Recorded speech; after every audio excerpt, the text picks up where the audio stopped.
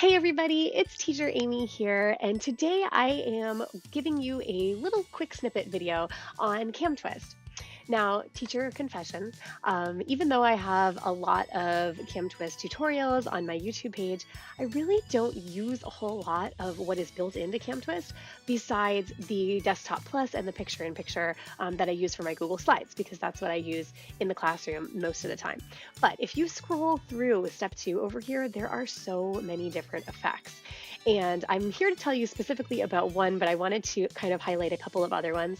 I have a student that really likes to bring like a kaleidoscope type toy to class, and he likes to hold it right up to the camera and have me look through it.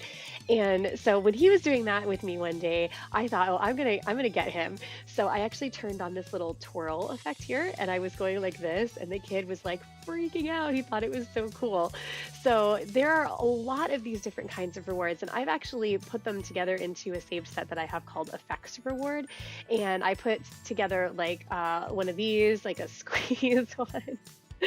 And the kids think that this is so funny. And so every time that you do a good job, teacher Amy will be silly, not silly, don't say silly in the classroom. It translates as stupid in Chinese, but we will be crazy together or whatever. And teacher Amy will do, I don't know, this one. Ah, look at my big nose. And they just think this is hilarious. So just scroll through there and take a look at those, because they're really some funny ones. I mean, there are some that are just kind of blah too. But this morning, I was teaching one of my regular pre-VIP girls, and she's 5, and she loves princesses. But she's having a really hard time telling me which one is her favorite. So I keep trying all these different princess rewards, and she likes them, but she keeps saying no. She's like, oh, princess, no. I can't figure out which one is her favorite. So today I was doing a Disney Princess Pop the Balloons reward with her. And I thought, oh, I have the perfect way to figure out what her favorite princess is, because she can't say the names. She just doesn't know them. So I was doing this, and I popped all the balloons, and we got to this end picture right here. And then I went down to the Telestrator and I turned it on. Now, Telestrator is basically like a crayon that you can use to draw on your video feed. So I turned it on and I turned it red, and I just started circling princesses. And I was like, is this one your favorite? And she was like, no, no, no. She's waving her arms at me and everything. And I circled a couple different ones, and then I circled Ariel, and she went nuts. She was like, yes! And she was so excited that I finally figured it out. So now I know that in my next class, I will be having an Ariel reward for this particular child.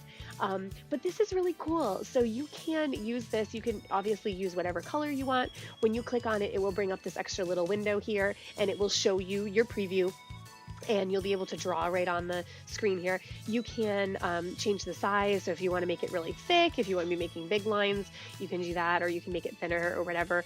You could use this on your lesson slides if you wanted to circle a particular word that you wanted the student to read or something like that.